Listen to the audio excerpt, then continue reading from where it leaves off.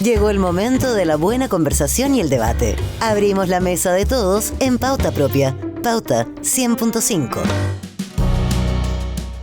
Partimos la mesa de todos para hablar de... Este es un temazo país, ¿eh? La minería que vuelve a estar en el centro del debate público, no solamente por el precio del cobre, por el peso histórico en la economía chilena, sino porque en los próximos años, y de esto ya se puede hablar con bastante más libertad con el resultado de la elección presidencial en la mano, además también, se juegan decisiones que pueden marcar una década completa: inversión, crecimiento, transición energética, estándares ambientales y la capacidad del país de seguir siendo competitivo o de volver a ser más competitivo aún en un mundo que avanza bastante rápido. En ese escenario hay pocas industrias tan expuestas a las señales políticas, regulatorias y sociales como lo es justamente la minería. Cada definición en materia de permisos, evaluación ambiental o certeza jurídica impacta directamente en proyectos que se piensan a 20 o 30 años plazo. Y por eso entender cómo se está leyendo este momento desde el corazón del sector resulta clave para también comprender lo que viene para Chile. Hoy día conversamos con Joaquín Villarino, presidente ejecutivo del Consejo Minero, la principal asociación gremial de la gran minería del país. Joaquín, muy bienvenido, ¿cómo estás? Muchas gracias, gusto saludarte. Has estado permanentemente en la primera línea del diálogo con gobiernos en discusiones respecto de inversión, permisología, estándares ambientales, la relación con las comunidades, que también ha jugado un rol bien crucial en este último tiempo.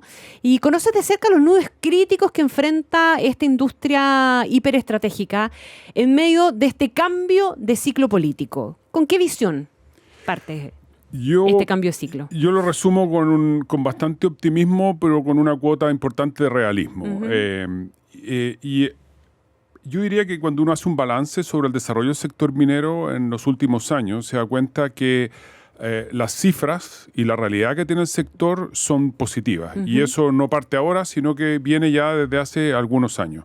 La cartera de inversiones que acaba de dar a conocer Cochilco supera los 100.000 millones de dólares, lo cual es un récord histórico. Nunca habíamos tenido una cartera de inversiones de más de 100.000 millones de dólares.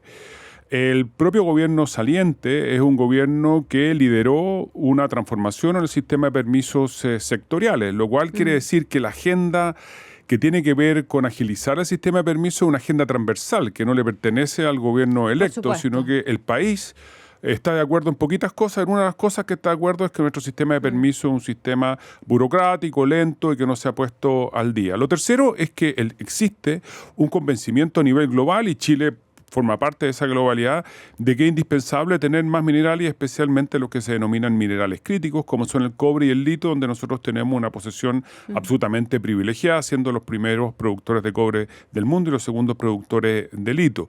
Lo cuarto, esto es necesario para el bienestar de la humanidad. Al final del día nosotros contribuimos a que haya una mejor calidad de vida en el mundo, por la transición energética, por la electromovilidad, por la urbanización. Uno se olvida de esto. Las personas que salen de la pobreza, van al mundo urbano, necesitan de minerales porque eso es construcción, transporte, comunicación, salud, etc. Entonces, yo diría que estamos en una posición absolutamente privilegiada, extraordinaria, y hemos venido con un acuerdo bastante transversal a nivel país de todos los sectores políticos en la línea de agilizar las autorizaciones para el desarrollo de estos proyectos, con un añadido que no hay que olvidar nunca, Connie, sin bajar los estándares de cómo tiene que desarrollarse la industria. Porque esa conversación... Esto no es con renuncia a la agenda medioambiental, ni al vínculo con las comunidades, ni ninguna de esas cosas. Mira, yo acabo de estar en octubre en el... Perdona Joaquín, pero convengamos que convencer de que esto se puede hacer sin renuncia a esos grandes temas, no fue fácil, no fue fácil convencer a sectores de la izquierda de que eso era posible. Sí, yo creo que... Ha sido un proceso. Sí, ha sido un proceso, yo diría que ha terminado de manera bastante positiva. La agenda original de este gobierno, que estaba definida como una agenda feminista, ambientalista y regionalista, era una agenda que no tenía como cuestión principal el que se desarrollara la actividad minera. Al contrario, eran bastante críticos al desarrollo de la actividad minera. ¿Por falta de comprensión, dirías Yo tú? creo que era falta de información y de conocimiento del sector. Y una vez que los actores relevantes del gobierno, partiendo por el propio presidente de la República, tuvieron un conocimiento acabado del sector, se tomaron el tiempo para conocer yacimientos, concurrir a la inauguración de obras, conocer el sector, entrevistarse con líderes mineros mundiales que son quienes tienen las inversiones en Chile, porque si hay una liga en la cual jugamos a nivel global es esta, y los principales líderes de la minería mundial vinieron a Chile, se juntaron con el presidente, y en los últimos discursos del presidente en la comida de Sesco, que es probablemente la comida de minería más importante del mundo que tiene lugar en Chile, el discurso del presidente de la República era muy pro minería, siempre con el añadido que esto no significa ni sacrificar el medio ambiente, ni tampoco sacrificar las relaciones con las comunidades. Ese es el equilibrio del desarrollo sostenible, que tiene 3 patas, digamos, que es el desarrollo económico, el cuidado del medio ambiente y el desarrollo social. Y cuando uno se olvida una de las 3, comete un error garrafal. Déjame devolverte un segundo a eso, porque me interesa como visión de país. No es por llevarte al terreno de la política, Joaquín Villarino, pero ¿se transforma desde ahora en adelante, crees tú, en el punto de partida? ¿O tú crees que puede haber un retroceso en eso? Porque el que ese sector de la izquierda que termina el gobierno ahora se haya convencido de lo que tú dices, pone el punto de partida en otro lado. Sin lugar a dudas, y nosotros hemos visto muestras concretas de lo anterior. O sea, la aprobación del proyecto de permisos sectoriales va en esa línea, digamos. Yo creo que ha habido, por supuesto, todavía hay una serie de retrasos y burocracia, y hemos tenido funcionarios regionales de tercera o cuarta línea que han actuado de manera que no está alineada ni con la directora del Sistema de Evaluación Ambiental ni con las propias directrices del presidente de la República. Muchas veces veíamos decisiones a niveles de tercera o cuarta línea que no conversaban con el discurso presidencial, pero yo creo que en la política profunda hay un convencimiento transversal, y esto está reflejado además en los programas políticos. Por primera vez vimos que todos los programas políticos de las candidaturas que tenían probabilidades de llegar a la moneda tenían un capítulo contundente y sólido en torno a la minería. Todos se hacían cargo del tema de los minerales críticos y de la importancia que Chile generara más actividad en torno a la explotación de cobre, explotación de litio, a la cadena productiva, a la agregación de valor, etc. Entonces, yo creo que estamos en una situación distinta, en un punto de partida que es muy distinto al que teníamos hace media década o una década atrás. Déjame llevarte, estamos conversando con el presidente ejecutivo del Consejo Minero, Joaquín Villarino, ¿a qué tan estructural es la pérdida de competitividad que tiene Chile en materia minera? Si es que existe esa pérdida de competitividad estructural, a lo mejor no es tan estructural. ¿Eso no es estructural? Y si lo es, ¿qué tanto es? Yo creo que es bastante profunda, y aquí los datos son relevantes. Hay un estudio realizado por la Comisión Nacional de Evaluación y Productividad que compara el sector del cobre chileno con países mineros relevantes en el mundo: Estados Unidos, Canadá, Australia, Perú, Suecia, etc. Y la verdad que tenemos problemas de productividad relevantes. Esos problemas de productividad hace tiempo, claro. Esto no es un problema de los últimos 3 o 4 años. Esto es un problema que viene desarrollándose hace décadas. Tenemos costos de energía que son más caros. Tenemos un sistema de permisología que es más lento y más largo que el promedio de los países que estamos hablando. Tenemos una productividad laboral que es peor que la productividad laboral de esos países. Y por lo tanto, si me preguntas si es estructural, la respuesta es sí. Es bastante, suena por lo menos estructural. Entonces, yo diría que para salir de aquí, y tenemos una carga tributaria que estamos en el límite superior de la banda con los países competitivos después de la aprobación del último royalty, que nos dejó como el país con la carga tributaria más alta del mundo, pero que también hay que reconocer ha permitido que exista la intención de invertir $100.000 millones en el país. Por lo tanto, dio certeza jurídica, una cuestión que era bien inestable. Junto con, además que duró mucho tiempo la discusión de royalty, pero junto con eso además la eliminación de la discusión del primer proceso constitucional, que introducía demasiadas incertidumbres para el desarrollo de proyectos mineros, vino a dar estabilidad, y ese es lo que explica, en parte importante, el que tengamos hoy día un escenario bastante positivo del sector. ¿Cómo enfrentamos estos tremendos desafíos? Yo creo que aquí hay temas de gestión, pero también hay temas de regulación. ¿Okay?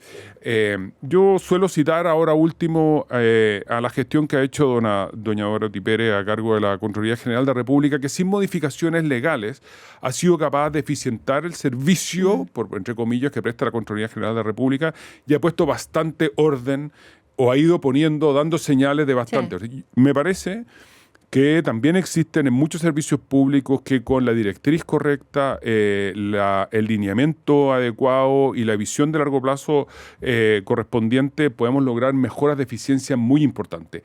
En muchos casos vemos que hay servicios que carecen de recursos, que carecen de las personas con las competencias adecuadas, etc. Por lo tanto, me parece que hay un tema de gestión donde enfrentamos un tremendo desafío.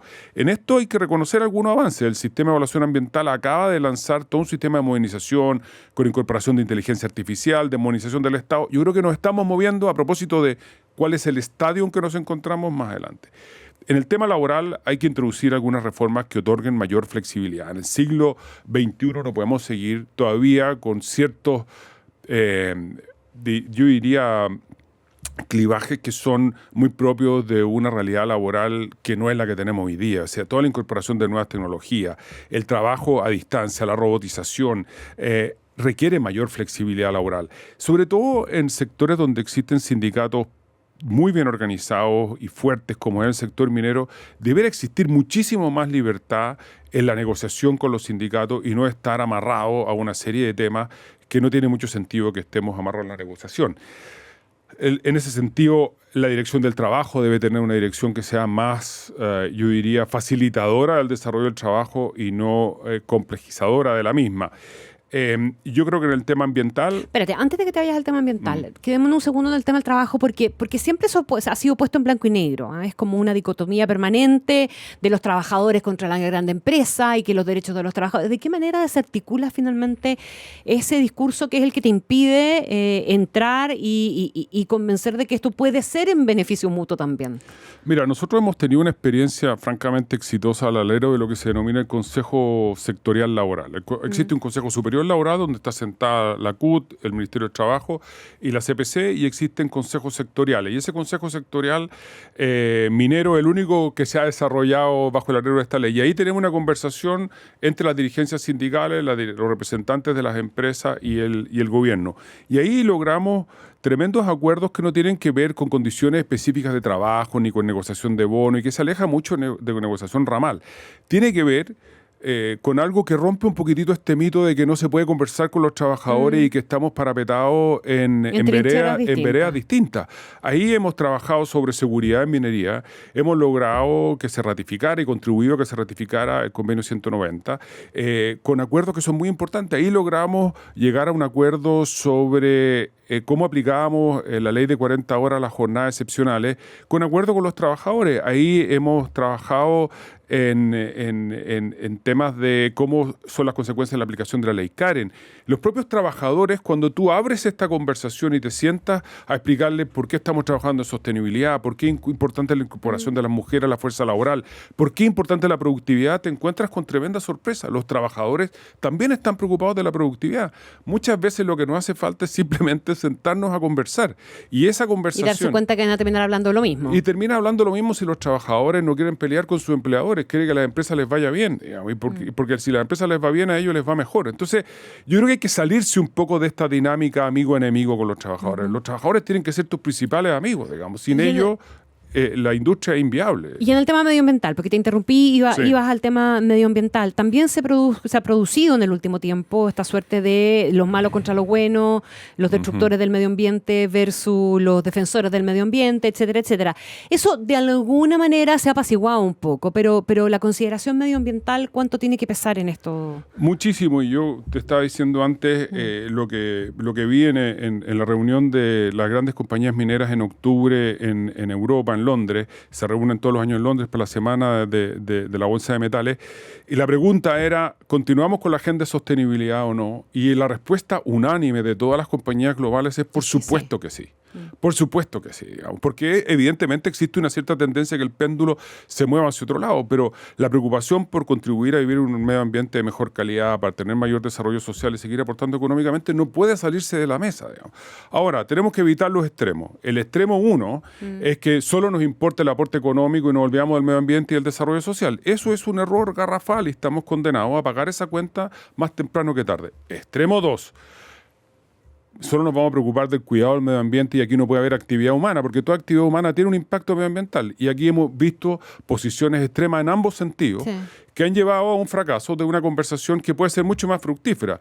Cuando la minería se compromete a disminuir sus emisiones, cuando la minería tiene un 70%, el 70% de su consumo eléctrico viene de una red que produce energías limpias, cuando recircula el 74% del agua que consume, cuando solo consume 4% del agua del país, pero además tiene más de un 30% de agua que provienen de la desalinización y está creciendo para llegar. El 80% de toda la desalinización del país la produce el sector minero. Cuando hemos llegado al récord mundial en participación de mujeres en el sector, ¿cómo vamos a abandonar esa agenda? Si esa agenda significa aportar una mejor calidad de vida a una sociedad con más oportunidades, y por lo tanto me parece absolutamente absurdo pensar que ahora Además, yo no he visto que esa sea la señal que esté dando el gobierno electo. El gobierno electo ha dicho, oye, vamos a ser más eficientes. No ha dicho, vamos a ser más eficientes a costa de que aquí se haga minería, energía. ¿Cómo lee Joaquín Villarino esa promesa? Vamos a ser más eficientes. ¿Qué significa eso? ¿O te falta que lo bajen al piso y te lo expliquen? Yo creo que, por lo que he visto y por las conversaciones que hemos tenido, como tuvimos conversaciones con todas las candidaturas presidenciales,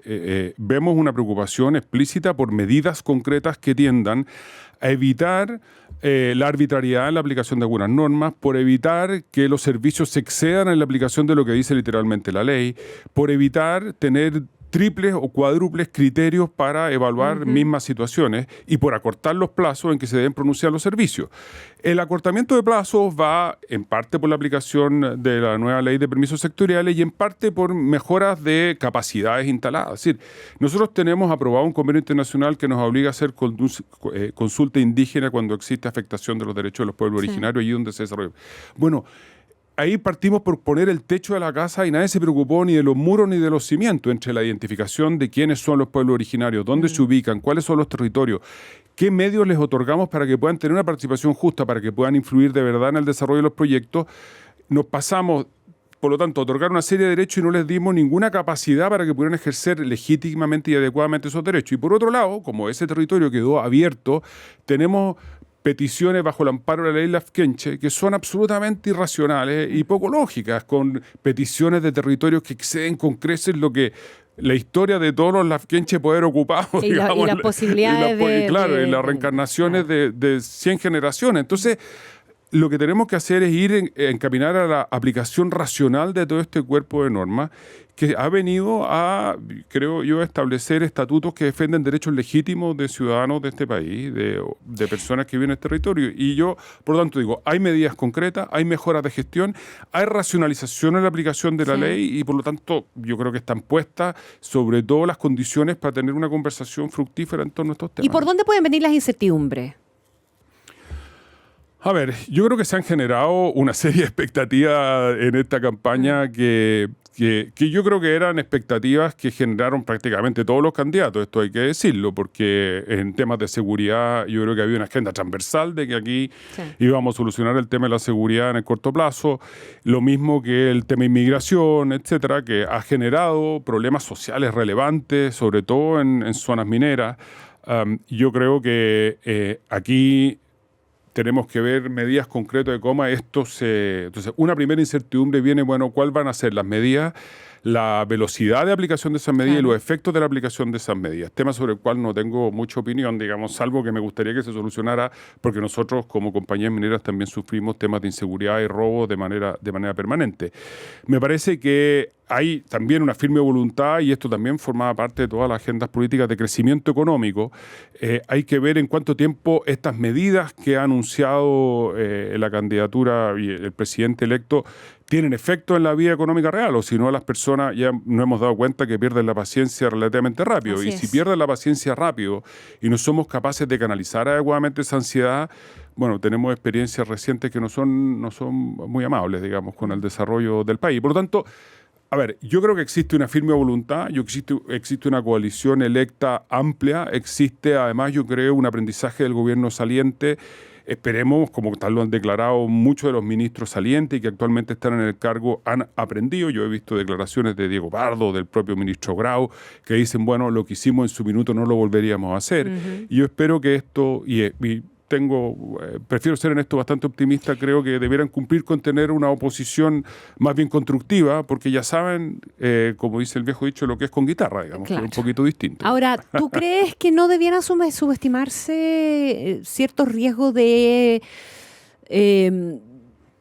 que tengan que ver con grados de conflictividad social o de comunidades? Porque no tenemos claro cómo se va a comportar toda la oposición. Puede haber sectores que hagan esta promesa, pero hay sectores que eventualmente no se sumen a esa promesa de ser una oposición constructiva, etcétera, etcétera. Y está el factor impaciencia y aparte de las banderas que cualquiera puede querer levantar eventualmente. ¿Tú crees que haríamos mal en no estar atentos a o subestimar eventualmente ese tipo de riesgo? Por supuesto. Me parece que es no haber vivido en este país en los últimos 10 años, digamos. Sí, yo creo que cualquier persona que ha vivido, observado, sufrido lo que ha pasado en este país durante algunos episodios de los últimos años, tiene que estar muy atento de que aquí existe una intranquilidad en sectores importantes del país, que después pueden haber sectores que lo aprovechen, lo exploten, lo tergiversen, lo ideologicen. Este es otro tema. Ajá. Pero acá hay una realidad subyacente de problemas de acceso a la salud, de problemas de acceso a la vivienda, el crecimiento. O sea, a mí me toca ir a Antofagasta de manera bastante seguida, lo mismo que a Atacama, lo mismo que a Tarapacá, a La Serena. Cuando uno ve el crecimiento de los campamentos en esas regiones, bueno, basta mirar lo que ocurre en San Antonio, en otros países. Bueno, esto es un problema real, digamos. Los problemas de acceso a la salud que hemos visto que uno puede ver a lo largo del país, es un problema real, digamos. Los problemas de educación lo estamos viviendo en Copiapó de manera dramática. O sea, cuando uno ve esas realidades, dice, bueno, es entendible que haya sectores de la población que pierdan la paciencia cada cierto tiempo. Por lo tanto, la estabilidad del país pasa por hacerse cargo de esas realidades prontamente. Prontamente, pero y en esto, Connie, yo te voy a decir que estoy absolutamente convencido que la mejor manera de solucionar eso es con una actitud mucho más colaborativa del sector público en el sector privado. Esto es un lugar un poquito manoseado, un lugar común, esta es la colaboración público-privada. Pero yo te voy a dar 3 ejemplos donde aquello ha funcionado perfectamente. El primero y más evidente que todo el mundo conoce y no se olvida es el caso de la pandemia. Sí. Ahí el sector público y el sector privado se alinearon detrás de una misma meta y pudimos enfrentar exitosamente y de manera ejemplar en el mundo una de las crisis más graves que ha sufrido el planeta. Y eso fue pura colaboración. Ahí no había la ideología, no, mira, esto solo puede ir al sector público, esto no puede ir al sector privado. Nosotros estamos haciendo en Antofagasta un proyecto maravilloso donde lo que están haciendo las compañías mineras es colaborar con municipios y gobernación para que ellos puedan gastar adecuadamente y en los proyectos que ellos necesiten y ellos determinen los fondos públicos. Y lo que hace el sector minero es ayudar a la elaboración de los proyectos, porque las glosas presupuestarias no permiten que se gaste la plata en la elaboración de proyectos, pero sí en la ejecución de la misma. Cuestiones del sector público que una vez no entiende. Nuevamente, colaboración público-privada que le está permitiendo a la gobernación y a los municipios de Antofagasta gastar adecuadamente los recursos públicos que existen en la región. Cuando uno ve que esta colaboración público-privada es la que ayuda de verdad a solucionar los problemas, te cambia el ambiente y te cambia de verdad el efecto y el impacto que puedes tener en la solución de esos problemas que son acuciantes, acuciosos y que no admiten mucha postergación. Mira, solo a modo de resumen, ¿qué esperarías tú como decisiones clave durante los primeros 3 meses del gobierno para decir, ok, vamos en la dirección correcta? Pensando en tu sector, el minero. En el sector minero, yo creo, ejecución rápida si es que no están terminados de los reglamentos que permiten la aplicación de la ley de permisos sectoriales. Agilidad en la reforma del sistema de evaluación ambiental, que ha estado en discusión muchísimos años, y esto requiere, hoy día yo creo que existe un cierto consenso que se puede caminar en esa línea. Yo intentaría que algunos proyectos de ley que van en dirección realmente contraria a lo que estamos hablando hoy día de eficientar el sistema, dar seguridad, etcétera, o se sacarán del Congreso o tuvieran indicaciones sustitutivas que fueron otra línea porque introducen incertidumbre todo lo que es la protección del patrimonio cultural, tiene un proyecto de ley que no es muy bueno, y así existe la reforma al sistema, a la Superintendencia de Medio Ambiente, va en la línea exactamente contraria a lo que ha querido hacer la ley de permisos sectoriales. O sea, existen una serie de proyectos que claramente introducen incertidumbre, todo lo que son la determinación de los sitios prioritarios, que afortunadamente el Ministerio de Medio Ambiente entendió que aquello generaba un problema gravísimo a nivel país, a todos los sectores productivos lo paralizó. Bueno, la ley tiene que tener una determinación de sitios prioritarios, eso tiene que hacerse de manera racional y de acuerdo a lo que está establecido en la propia ley, con mayor participación. O sea, yo creo que hay unas señales, sobre todo en temas legislativos, que deberán ir en la línea de estamos porque sin bajar estándares tengamos un sistema más eficiente.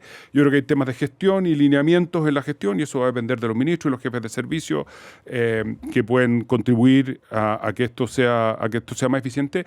Pero yo creo, sobre todo, Connie, que hay 2 áreas que no son las mineras probablemente tales, pero que son prioritarias. Uno es el tema seguridad, es decir, aquí tiene que haber cambio en serio y que se note que hay un cambio de mano. Lo que nosotros hemos visto en el nivel de sofisticación del crimen organizado en la región de Antofagasta, lo que hemos sufrido las compañías mineras, el gasto que estamos teniendo en seguridad. Y te tengo que reconocer que el ministro Cordero se ha puesto a disposición, ha ayudado, hemos constituido mesas de trabajo, pero ahí se requiere, o sea, la situación que viven los yacimientos mineros que están en la frontera con Bolivia. O sea, yo creo que aquí hay una historia por contar todavía. O sea, hay temas que son francamente delicados y esto requiere definitivamente una conversación distinta, digamos. Y el tema de salud, sin duda. Sin duda. Sin duda. Vamos a contar esa historia un día. Sería bien interesante tenerla, prepararla y contarla con más detalle. Joaquín Villarino, presidente ejecutivo del Consejo Minero, muchas gracias por venir a esta mesa de todos en Pauta Propia. Que gracias muy bien, a ti por la invitación. Aprovecho de saludar a nuestros auspiciadores. Grupo TX, con tecnología de punta y un equipo comprometido, entregan soluciones óptimas para cada obra. Construye futuro, elige Grupo TX. Y en Sonda hacemos realidad la visión de tu negocio. Sonda, líder en transformación digital. Muchísimas gracias, que estén muy bien. Nos encontramos mañana. Finalizamos una nueva edición de Pauta Propia, el espacio donde le damos sentido a los temas que importan. Con Istipicic, junto a expertos y protagonistas, comparte datos, contexto y buenas conversaciones para entender la historia y construir opinión. En Radio Pauta 100.5. Una presentación de Sonda, líder en transformación digital. AFP Habitat, presentes en tu presente, preocupados por tu futuro. Grupo TX, materiales para construir tus proyectos. Navidad segura Enel y Universidad Diego Portales, a la altura de los tiempos. Admisión 2026.